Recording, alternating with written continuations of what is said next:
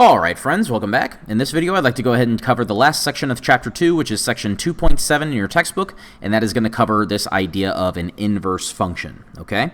And so the idea with inverse functions is that they're very reminiscent of what we refer to as your inverse operations whenever we solve equations, and the idea there being that we are talking about equations that are going to undo each other, okay?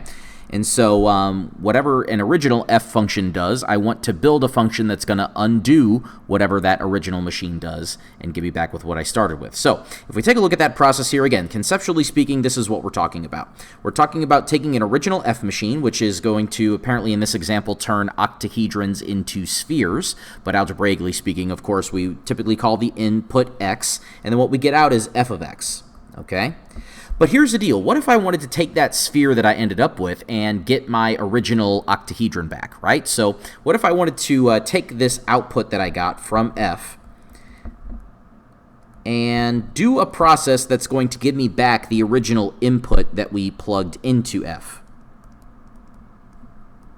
Okay, well, we can do that by constructing what's called your inverse machine. So this is going to take in the f of x that we just got out, and it's going to do that process and reverse that and give us back the original x that we started with, okay? And so this is the notation that we use in order to represent what an inverse function is, and it's some unfortunate notation because we see that there is a superscript of -1 there, and that makes a lot of students think that this is an exponent, but it's actually not. It's just the notation that we use to refer to f inverse, which is how you would read this.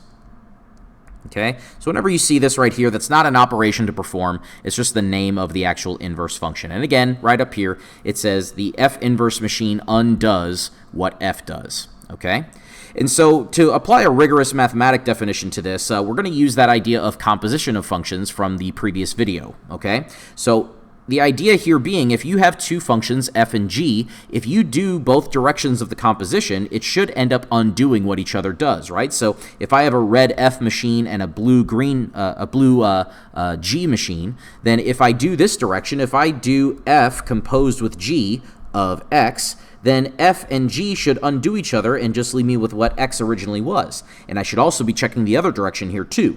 If I do g composed with f, again, we should find that these will undo each other and just leave you with the original input that you started with. If you could show both of those algebraically, then you, in fact, have some inverse functions here, which I'd like to go ahead and demonstrate here in this next example. Just simply as verify that f of x is equal to 4x and g of x is equal to x divided by 4. Verify that these are inverse functions of each other, okay? So we could do that simply as long as we check both directions of the composition. If I do f composed with g of x, okay, and also g composed with f of x, if I do both of these compositions and then confirm that they basically just undo each other and leave me with that original input of x that I started with, then I will be able to verify that these are, in fact, inverses of each other. So we're just going to kind of follow the reasoning that we did in the previous video when we did compositions of functions, so make sure to catch that video if you haven't done so already. If I do f composed with g, then that is taking our f machine and plugging in what g does. And what g does, apparently, is it takes that input x and divides it by 4. So we're going to plug that into our f machine here. And we're going to now pick up with what the f machine actually does, which is right here. It takes whatever you give it and it multiplies it by 4. So we're going to go ahead and take 4 times what we gave it. And of course, what did we give it? We gave it x divided by 4. And then it would be at this point that you would want to actually go through and simplify as much as possible. We see some inverse operations here. We see a 4 times, which that is very thick. Let me go ahead and fix that. We see a 4 times here, and then we see a divided by 4. Those are inverse operations and undo each other and just simply leave us with x, and that is exactly what we wanted to show, that f undoes g. But we should also be careful and also check the other way around, that g also undoes f. So if I do that, plugging in the output of f into g, then we're going to go ahead and say that what we're plugging into g is exactly what the f machine does, and basically that is just going to take 4 times the input x. And then we're going to pick up with what the g machine actually does here, which is going to take whatever you give it and divide by 4, of course. So what do we give it? We gave it 4x. And then, of course, we would need to go through and cancel these out. So 4 divided by 4 would, of course, make 1, and 1 times x is simply just x. And that's exactly what we wanted to show. So we've shown both directions of the composition. We showed that if we do f composed with g, it gives us x back, and if we do g composed with f, it gives us x back. So we would verify here that f and g are, in fact, inverse functions. Okay. As another example of that, we have these two functions here, so we're going to do the exact same thing. We're going to go ahead and check both directions of the composition. So G composed with F, and then F composed with G. Okay, and we're going to check both, and we're going to verify that these are truly inverses of each other. So this is really F of what the G machine does, and that's take 3 minus your input divided by 4. And then we're going to pick up what the F machine does, which is go ahead and take your 3 minus 4 times whatever you gave it. And of course, what did we give it? We gave it 3 minus x all over 4. Okay? And again, it would be at this point that you would want to go ahead and go through and apply all of your simplification techniques in all of your inverse operations. So I see here that we have a 4 times and a divided by 4. Those are going to undo each other and just leave us simply with 3 minus the quantity, 3 minus x. And it would be at this point that I would want to go ahead and distribute that negative inside. We would have 3 minus 3 plus x. And then we can see here pretty blatantly that if we have 3 minus 3, those would undo each other and just leave us simply with x. And that's exactly what we wanted to show. Okay, so doing that direction, we have just algebraically proven that F undoes G. But now we need to go through and check the other direction, right? So if I go ahead and plug in the output of F into G, then we're going to go ahead and represent that in the following way. We're going to say that G is being composed with what the F machine does, which is take 3 minus 4 times your input.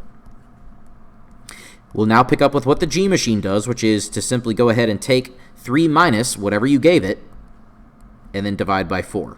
Okay? So what did we give it? We, of course, gave it the expression 3 minus 4x. Okay? And now, again, at this point, we would just want to go ahead and go through and simplify as much as possible. Distributing that negative inside, we end up getting in the numerator 3 minus 3 plus 4x. And I think you might be able to tell at this point how the rest of this is going to work out, right? We simply have 3 minus 3. That's going to make 0. That's going to leave us with 0 plus 4x, or in other words, just 4x in the numerator. And then we now have simply 4 divided by 4, and that's going to make a 1. And 1 times x is just simply going to give us the x that we wanted to end up with here. So we have algebraically shown that F undoes G and G undoes F, and this would be enough to go ahead and confirm that these are, in fact, inverses of each other. If we go ahead and move on to the graphical interpretation instead of the algebraic representation, we're going to find some cool things. Namely, if we were to graph an original function and its inverse in the same viewing window, we would find that we have some cool symmetry going on, okay? And so this ends up always happening whenever you have an original function f of x and its inverse plotted in the same window. And again, I'm not going to get too bogged down with why we get this symmetry, but the basic idea is that if I have an input A and get an output B, remember this B is oftentimes something that we refer to as f of A. What I wanted to be able to do with my inverse function is plug in that f of A and undo what f did and get my original A input back. Okay, so we basically have this idea or this action of swapping the coordinates, and that's why that has symmetry across this line that says that your y coordinate equals your x coordinate. Okay, and so again, that would be a just quick explanation for that. But if I ever give you an example like this where it says use the graph of the function to sketch the graph of the inverse, then I can go ahead and take my ruler here and go ahead and start to construct that line that we're going to mirror across here first. Okay, so if I were to do that, maybe let's do that in this color here. I can go ahead and set that up and draw my mirroring line in just like that. And of course, this is the line with the equation y is equal to x here. So if that's my mirroring line, what I'm going to go ahead and do here is just take this part by part and just go ahead and draw the mirror image of each little snippet of the original. Okay, so I might do my original in blue here, so let's first go ahead and take care of that little snippet. If I were to go ahead and mirror that across the line, remember that from geometry class, the way that we kind of think about this is we would go ahead and do a perpendicular distance of every point that's on the blue curve. We would copy that distance on the other side of the line to create my other curve here, my inverse, right? So if I were to mirror that with all those points there, I might have something that looks like that. If I go ahead and do the next little snippet, this little loopy curve right there, if I mirror that across, it's going to look something a little bit like that. That's pretty simple. Next little snippet, I might go ahead and do this little part right here, which means if I mirror that over that line, I'm going to have something that looks a little bit like that. And then finally, if I do this last little snippet here, then mirror that across, I might go ahead and say that that looks a little something like this. So if I were to go ahead and do the entire red inverse machine, that would look a little something like what I have here plotted in red. This would be y is equal to the inverse of f of x, whereas in blue, I've got y is equal to f of x And that's pretty good. Okay, so it turns out that they're always going to have that mirroring action. So if I ever ask you to create the mirror image sketch, then hopefully you guys can go ahead and do that. Okay, now getting into some other things that are cool with the graphing interpretation, it turns out that all the function machines that are out there, it turns out that not all of them have an inverse. Okay, it's not possible for every single function out there to build a machine that's going to undo what they do. Okay, some don't while others do. So what we need to do is we need to have this way of figuring out if we have the green light to even start constructing an inverse machine. And the way that we do that is we go to the graphical interpretation, we graph the function, and we see if it passes the horizontal line test. Okay, so the horizontal line test says something right here. It says a function has an inverse if no horizontal line intersects the graph at more than one place. So you guys can see here that this works very similarly to the vertical line test, and that was the test that we used graphically to even see if what we had was a function or not. This is going to be something that we use in order to figure out if a given function has an inverse or not. Okay, so in order to kind of signify my horizontal line today, I'm just going to go ahead and use my ruler and orient that to be horizontal for me. And if I go ahead and hone in here on my y is equal to g of x, if I scan my ruler through, you'll notice that the edge of the ruler only ever touches the graph of this curve in one place, no matter where I put this ruler. That means that g, the function, passes the horizontal line test, and what we would conclude from that is that g inverse actually is something that exists and is something that we can find. And again, that's because g passes the horizontal line test.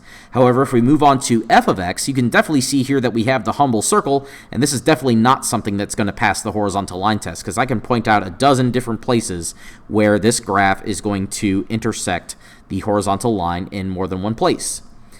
And so what that's going to mean is that unfortunately f inverse does not exist because we fail the horizontal line test in this case.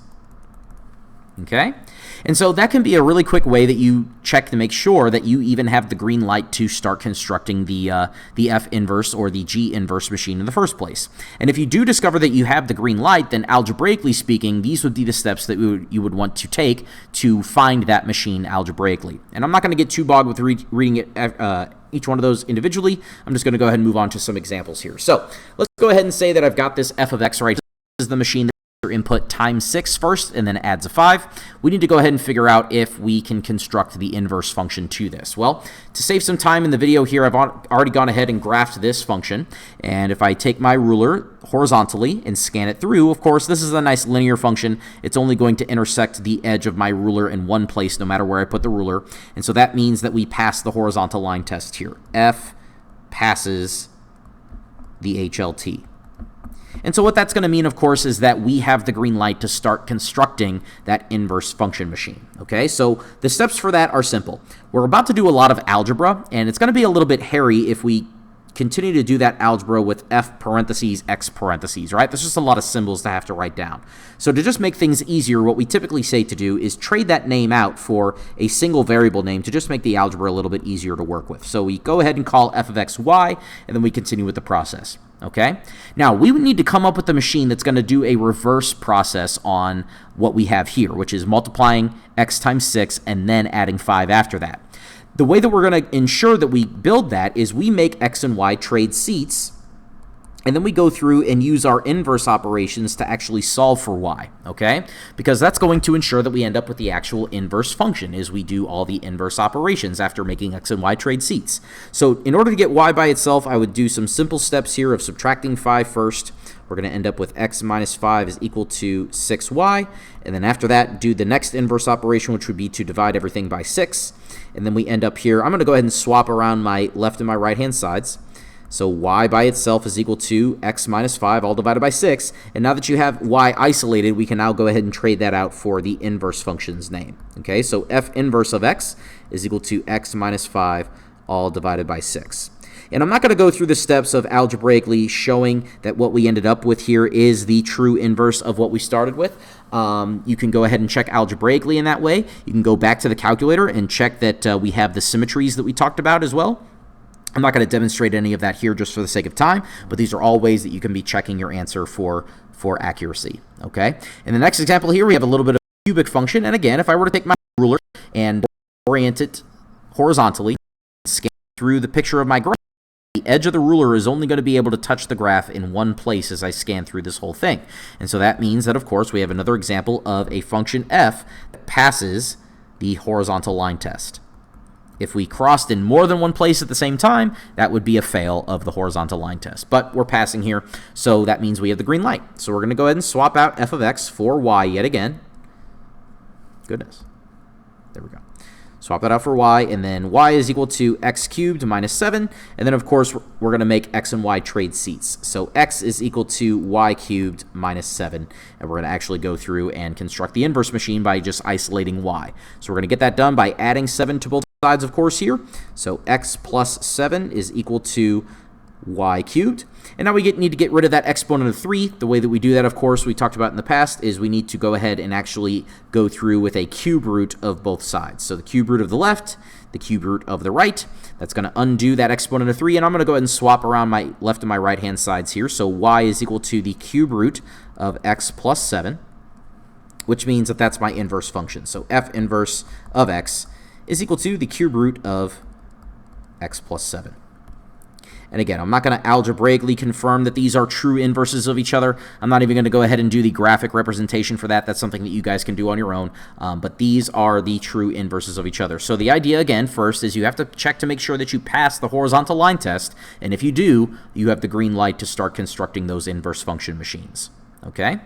Some more examples of this exact same process. Here in part A, you notice that we have this function. This is the function that takes your input and subtracts 5 first, and then takes whatever you get there and squares it next. Let's figure out if we even have the green light to even do the inverse. And I think you'll find here that as I take my horizontal line and I scan through, there are a bunch of different places where we actually fail the horizontal line test. So namely, right here and right here, unfortunately. Okay, there's other places where we fail as well. But what we would say here is that because f, the function, fails the horizontal line test, what we would say is that f inverse unfortunately does not exist for this function.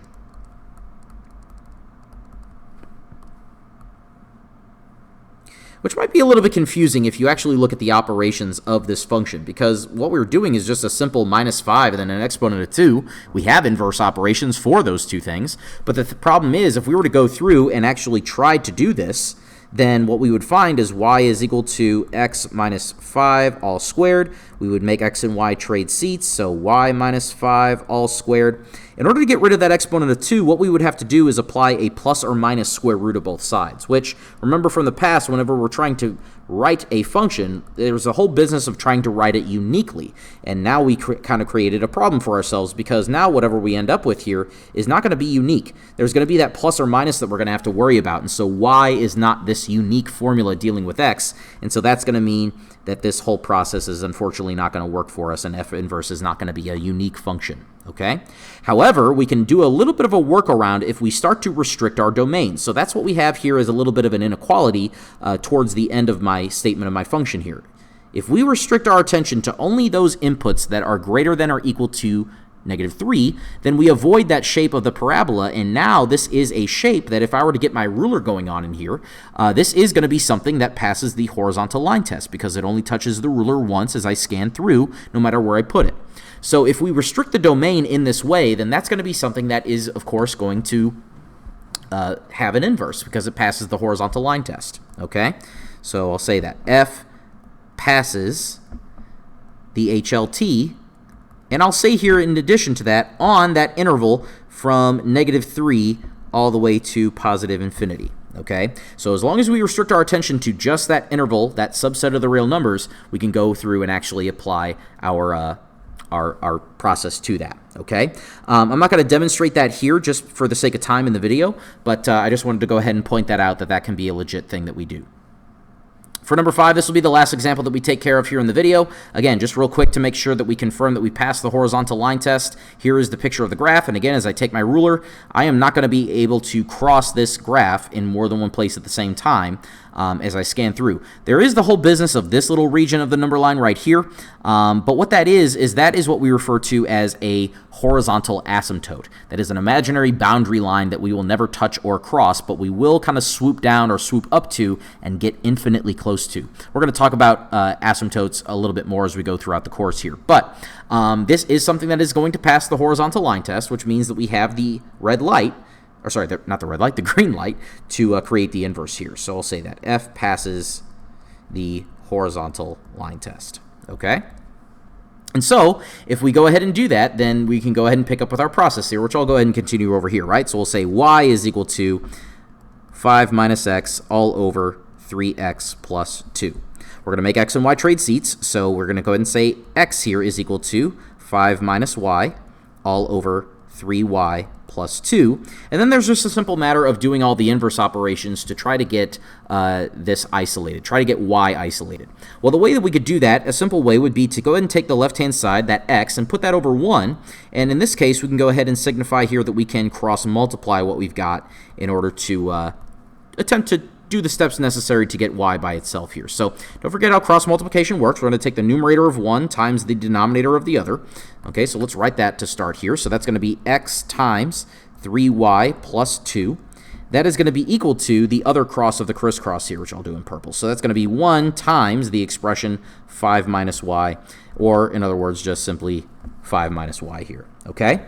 Now, the reason that that helps is because we're not dealing with any sort of rational expressions anymore. We now have everything on the same even keel. So what we're going to do now is we're going to go ahead and distribute that x in on the left-hand side and create 3xy plus 2x, and that is equal to 5 minus y. And now what we'll do is we'll collect everything with a y in it on one side and leave everything without a y in it on the other side. Okay, so I'm not going to demonstrate that work just for the sake of time in the video, but if you were to go ahead and do that algebraically, it would look like 3xy plus y is equal to negative 2x plus 5. Okay? Now that we've collected everything with a y in it on the same side, that can be something where we look at that as factoring a y out. And what we would have left over in the parentheses there would simply just be 3x plus 1. And it would be at this point that we can now go through and divide both sides by that quantity, 3x plus 1, 3x plus 1, and we would end up with our inverse function here. So y would be by itself at that point because we would have the 3x plus 1 cancel with 3x plus 1, just leaving us with y. And I'm going to go ahead and substitute in my inverse notation here. So f inverse is equal to negative 2x plus 5 all over 3x plus 1. And because we have a denominator there, we might just go ahead and say here as a side note that we are allowed to go ahead and call this the inverse function as long as x is not going to be equal to negative 1/3. Because if it was, then we would have a 0 in the denominator, and obviously that would create a massive problem for us, okay? So algebraically speaking, if you have one like that, a rational function, we can create the inverse by going ahead and setting it up in the usual way, and then cross-multiplying, collecting all the terms to one side that have a y in it, factoring it out, and then dividing out the leftovers there, okay? But that's all I have for this video. I would like to thank you very much for your attention. If you guys have any questions whatsoever, then please, as always, feel free to get those answered by asking. And that's all I have here. So if you guys, again, have any questions, feel free to ask. But thank you very much for your time. I'll speak to you guys in the next one. So long.